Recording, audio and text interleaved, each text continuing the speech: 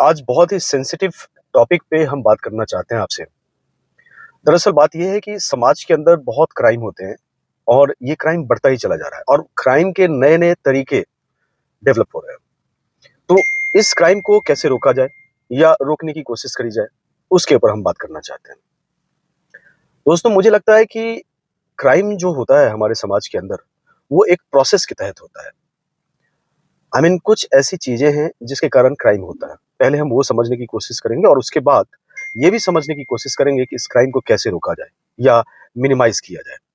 अगर मैं आपसे पूछूँ कि क्राइम क्यों होता है, तो आप 2-3 पॉइंट्स मुझे गिना सकते हो। पहला तो ये कि गरीबी के कारण होता है, एजुकेशन नहीं है उसके कारण होता है या फिर आप बोल सकते हो कि पीयर प्रेशर होता है, जो हमारे पड़ोसी बहुत अच्छा कर रहे हैं, हम नहीं कर पा रहे हैं, इन सब चीज़ों से। साइकोलॉजी के हिसाब से क्राइम होने के जो मूलभूत कारण हैं, वो है हमारा थॉट प्रोसेस। हमारे दिमाग में तरह-तरह के थॉट्स चलते रहते हैं। हम जब पैदा होते हैं तब से लेके जीवन के अंतिम क्षण तक। ये थॉट्स जो है वो नेगेटिव हो सकते हैं, पॉजिटिव हो सकते हैं। अगर किसी का नेगेटिव थॉट है मान लीजिए और वो किसी कारण से भूल गया, तो समाज का अच्छा होगा, उससे कोई बुरा नहीं होगा। अगर किसी का नेगेटिव थॉट है और उसे भुला नहीं पाया, तो वो किसी न किसी रूप में ऐसा व्यक्ति जो सकारात्मक सोच का है और कभी ऐसा वो कर नहीं पाया अपने जीवन में और जब भी मौका मिला तब करा, तो वो एक सक्सेसफुल व्यक्ति के तौर पे जाना जाएगा।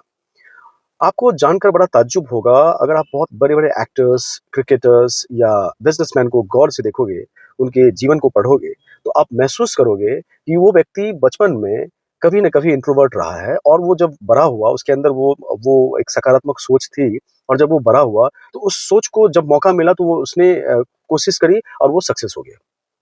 तो सोच जो है वो सकारात्मक और नकारात्मक दोनों हो सकता है। नकारात्मक सोच के बुरे नतीजे होते हैं जो समाज के अंदर जो क्राइम आप देखने को मिल रहा है नए-नए तरीके के, वो उसका मूलभूत कारण। हमारे पूर्वजों ने, चाहे किसी भी जाति धर्म का हो, हमारे पूर्वजों ने जो हमें विरासत में संस्कार दिए हैं, जैसे कि पूजा-पाठ करना या बड़ों का पैर छूना या छोटों को आशीर्वाद देना दिल से, अगर आप ऐसा करते हो, तो यकीन मानो ऑटोमैटिकली 50% क्राइम तो ऐसे ही कम हो जाएँगे। दोस्तों, मैं दावे के साथ कह सकता हूँ कि कुछ ऐसे तरीके हैं जिसको अगर हम फ़ॉलो करें, तो समाज के अंदर क्राइम लगभग नहीं रहेगा। सुबह उठ के प्रतिदिन 2 ऐसी कृतज्ञता जो ईश्वर ने आपको दी है, उसे आप अपनी डायरी में नोट करें। पॉइंट नंबर 2, आप इंसानों से प्रेम करो, इवन अपने दुश्मन से भी नफ़रत मत करो, एट लीस्ट नफ़रत मत करो।